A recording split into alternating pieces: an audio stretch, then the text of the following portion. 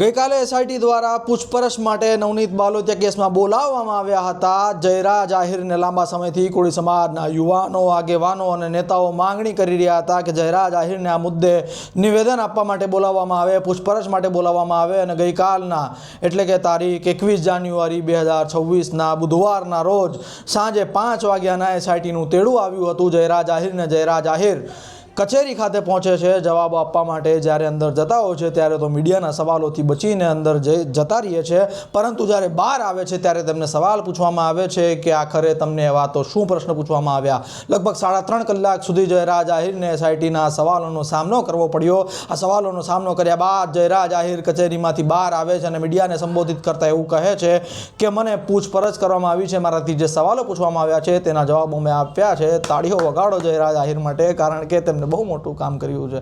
એસઆઈટીના સવાલોનો તો જવાબો જ આપવાના હોય ને મારો ભાઈ। બીજા તે એવું કહે છે કે આગળ પણ મને જો આ સંબંધિત કોઈ પણ જાણકારી માટે એસઆઈટી બોલાવશે તો હું હાજરી આપીશ, તેની માટે પણ તાળીઓ વગાડવી જોઈએ। આ પણ એક સામાન્ય બાબત છે, તમને હાજરી આપવી જ પડે, કારણ કે એસઆઈટી તમને બોલાવે ને તમે એવું કહી દો કે ભાઈ આજે મારે કામ છે, તો એવું ન ચાલે ને ભાઈ, હાજરી આપવી જ પડશે તમને। એટલા માટે કહેવાય રહ્યું છે કે જયરાજ આહિરને જે 15 મુદ્દાઓ નવનીત બાલોતિયાએ પુરાવા સહિત એસઆઈટી સમક્ષ મૂક્યા હતા તેને લઈ પણ તેમની સાથે પૂછતાછ કરવામાં આવી છે। અન્ય બાબતોએ પણ તેમની સાથે પૂછતાછ કરવામાં આવી છે અને જે સ્ટેટમેન્ટ તેમને આપ્યું છે કે અગાઉ પણ મને આ સંબંધી કોઈ પણ જાણકારી માટે બોલાવવામાં આવશે તો હું અહીંયા હાજરી આપીશ, તો એનાથી કંઈ ઈશારો મળી શકે છે કે કેમ?